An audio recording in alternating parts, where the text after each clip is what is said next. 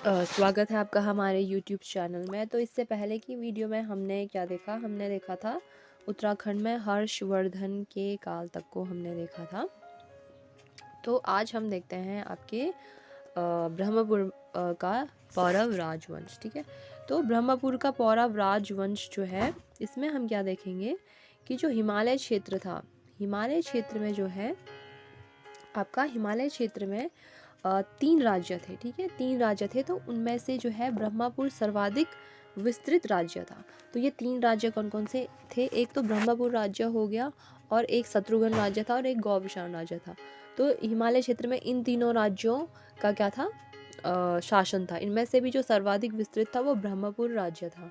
और इस पे कौन किसका शासक था? इस पे जो है पौरव वंश का शासन था। इसका जो विस्तार था वो गंगा नदी से लेकर के पूर्व में करनाली नदी तक इसका क्या था? विस्तृत क्षेत्र था। और जो है इनके जो राजा थे वो सोनवंशीय क्या थे? पौरव राजा थे। इनका जो शासन था वो 6वीं सदी से 8वीं सदी तक था। अल्मोड़ा के तालेश्वर ताम्रपत्र से हमको इसके बारे में जानकारी प्राप्त होती है कि एक ब्रह्मपुर राज्य था और वहाँ पे कभी पौरव वंश का शासन हुआ करता था। इसकी तालेश्वर ताम्रपत्र की जो खोज हुई थी वो 1915 में हुई थी। इसमें जो है दो शासकों का नाम उल्लेखित है कि तो द्वितीयवर्मन और एक विष्णुवर्मन। और जो पौरव वंश का संस्थापक कहा गया वो विष्णुवर्मन को कहा गया। ठीक है, नेक्स्ट हम देखते हैं जो कि पौरव वंश के जो शासक थे वो जो है जो राज्य है पर्वतीय, जो अपने राज्य को बोलते थे वो पर्वतीय राज्य। इसमें जो है आपके इनके जो ताम्रपत्रों में 5 शासकों के बारे में हमको जानकारी प्राप्त होती है। एक तो है विष्णुवर्मन प्रथम, एक वृषवर्मन, एक अग्निवर्मन और एक द्युतिवर्मन। इनके जो कुल देवता थे वो विरणेश्वर स्वामी थे। जैसे पहले के टाइम पे जो राजा रहते थे वो बड़ी बड़ी उपाधियां ग्रहण करते थे, उसी हिसाब से जो पौरव शासकों ने भी जो उनकी जो उपाधि थी वो थी महाराजाधिराज परम भट्टारक। ठीक है, इनका जो तालेश्वर पात्र है ये संस्कृत भाषा में लिखा गया था और इनकी जो लिपि थी वो गुप्त ब्राह्मी थी। ठीक है, ये था आपका पौरव वंश के बारे में। अगर हम इनके जो है प्रशासन के बारे में बात करें तो इनका जो प्रशासन था ये जो है जिस जगह पे ये रहते थे उस जगह को ये बोलते थे कोट। ठीक है, वो जगह थी कोट। और इनका जो राजा का जो पुत्र होता था जिसको कि हम राजकुमार बोलते थे वो उसके लिए यूज़ करते थे राजपुत्र वर्ड। ठीक है, वो राजपुत्र बोलते थे वो। इनके जो सारे के सारे मंत्री थे उनको राजमात्या बोलते थे। ठीक है, क्या बोलते थे? राजमात्या। और अगर हम इनके सेनाध्यक्ष के बारे में बात करें तो इनके सेनाध्यक्ष को बोलते थे बलाध्यक्ष। ठीक है, क्या बोलते थे? बलाध्यक्ष। और इनमें जो विदेश मंत्री हुआ करता था उसको बोलते थे संधि विग्रहिक। ठीक है, संधि विग्रहिक बोलते थे वो। और जो इनका लेखक वर्ग जो होता था, जो लिखने का काम करता था, उसको बोलते थे दिव्यपति। ठीक है, क्या बोलते थे? दिव्यपति। वैसे ही इनका जैसे कि पुराने टाइम पे जो है इनके जो आय का प्रमुख स्रोत हुआ करता था वो होती थी आपकी इनकी भूमि से जो लिया गया आपका कर होता था, टैक्स होता था, वही उनके आय का प्रमुख स्रोत होता था। तो उसी प्रकार से पौरव के शासकों का भी आय का प्रमुख स्रोत क्या था? आपका भूमि कर था। उसको वो बोलते थे भाग। क्या बोलते थे? भाग। और इनमें जो गुप्तचर वाला कार्य जो किया जाता था उनको बोलते थे कटुक। ठीक है, क्या बोलते थे? कटुक। और जो टैक्स लेने वाला जो अधिकारी हुआ करता था उसको बोलते थे आपका क्या बोलते थे उसको? भागिक। ठीक है, उसको क्या बोलते थे? उसको बोलते थे भागिक। इसमें जो है इनके पास जो है 2 तरीके की भूमि हुआ करती थी। एक होती थी आपकी केदार। ठीक है, और एक होती थी उनकी सारी। ठीक है, जो केदार भूमि होती थी वो होती थी आपकी सिंचित यानी अच्छी वाली भूमि होती थी ये। और ये वाली होती थी असिंचित। ठीक है, असिंचित भूमि होती थी। सिंचित और असिंचित भूमि हो गया। अब इनके भूमि के मापन के लिए भी कुछ विधियों का प्रयोग किया जाता था। कौन कौन सी विधियां होती थी वो? एक विधि होती थी आपकी क्या बोलते थे? द्रोण वापम। ठीक है, द्रोण वापम विधि होती थी। एक होती थी आपकी खारी वापम। और एक होती थी कुलिया वापम। ठीक है, कुलिया वापम। तो ये इन विधियों का प्रयोग करके भूमि का मापन करते थे। और जो इनके तालेश्वर ताम्रपत्र में है, ताम्रपत्र जो है जो कि कहाँ पे प्राप्त हुआ? मतलब हमको अल्मोड़ा में प्राप्त हुआ था। तो इससे हमको इनमें जो है उद्यान के लिए जो वर्ड यूज़ किया गया है वो है वटक। क्या है? वटक।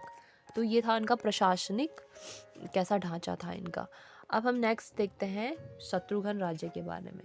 तो दूसरा जो राजा था कन्याकुब्ज राज्य, यानी जब वो हर्षवर्धन का काल था, उसके बाद जब हर्षवर्धन की मृत्यु हो जाती है तो जो वहाँ के जो कमज़ोर शासक होते हैं उनके बीच में क्या हो जाता है, आपसी मतभेद हो जाता है। उससे जो बड़ा राज्य था वो 3 राज्यों में टूट जाता है, जिनमें से एक ब्रह्मपुर होता है, एक शत्रुघ्न होता है और एक गौविशाण होता है। तो जो गौविशाण जो शत्रुघ्न राजा था वो कन्याकुब्ज का दूसरा भाग था।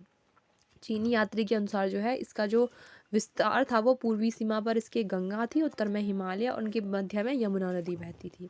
कनिंगम के अनुसार देखें तो ये जो है सिरमौर गढ़वाल का हिस्सा था। ठीक है, कौन सा? शत्रुघ्न राज्य। नेक्स्ट हम देखते हैं गौविशाण राज्य। इसका तीसरा भाग, कन्याकुब्ज राज्य का तीसरा भाग था गौविशाण। कनिंगम के अनुसार देखें तो ये काशीपुर, रामपुर और पीलीभीत जनपद इसी गौविशाण में क्या थे, शामिल थे। इसका जो विस्तार था पश्चिम में रामगढ़ से लेकर के पूर्व में शारदा नदी, यानी वर्तमान में कुमाऊं वाला जो क्षेत्र था वो गौविशाण राज्य के अंतर्गत आता था। अगर हम कनिंगम के अनुसार देखें, जो काशीपुर का जो उज्जैन में जो भी दुर्ग बना था वो इसी राज्य से संबंधित था, गौविशाण राज्य से। ठीक है, तो ये गौविशाण के बारे में है। हमने 3 राज्य देख दिए, पौरव वंश भी देख दिया, शत्रुघ्न भी देख दिया, गौविशाण भी देख दिया। अब उस टाइम पे जो है कुछ स्वतंत्र राजवंश भी थे। स्वतंत्र राजवंश यानी वो किसी बड़े शासक की अधीनता स्वीकार नहीं करते थे। उसी में से एक जानकारी हमको मिलती है पलेठी शिलालेख में। ठीक है, तो जो ये पलेठी शिलालेख है ये देवप्रयाग के आसपास वाली जगह थी। तो इससे हमको ये जानकारी प्राप्त होती है कि उस वहाँ पे जो है एक स्वतंत्र राजवंश क्या कर रहा था, शासन कर रहा था। जो देवप्रयाग के हिंडोली खाल में है एक पलेठी का सूर्य मंदिर। ठीक है, इसको बताया जा रहा है 7वीं 8वीं शताब्दी के बीच का बना हुआ है।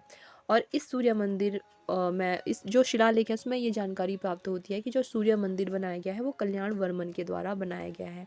और इसमें इसके अलावा एक और शासक के बारे में हमको जानकारी प्राप्त होती है, वो है नरपति वर्मन। तो पलेठी शिलालेख के बारे में हमको ये जानकारी मिलती है कि उस दौरान उस देवप्रयाग वाले हिस्से में एक स्वतंत्र क्या कर रहा था, राजवंश शासन कर रहा था। इसी बीच जो है आदिगुरु शंकराचार्य जी की एंट्री भी होती है उत्तराखंड में। तो बेसिकली जो आदिगुरु शंकराचार्य थे उनका जो जन्म हुआ था वो केरल के कलाड़ी में हुआ था। उनके पिता का नाम था शिवगुरु और माता का नाम सुभद्रा था। ठीक है, और जो है जिस टाइम पीरियड पे वो थे उस समय केरल में जो है चेर साम्राज्य के अधीन हुआ करता था। और शंकराचार्य के जो गुरु थे वो थे गुरु गोविंद स्वामी जी। ठीक है, इनकी जो एंट्री हुई थी वो उत्तराखंड में वो कार्तिकेयपुर राजवंश के शासनकाल में ही हुई थी। बेसिकली वो उत्तराखंड जब आए थे उस टाइम पे ईस्टगण का शासन था उस टाइम पे।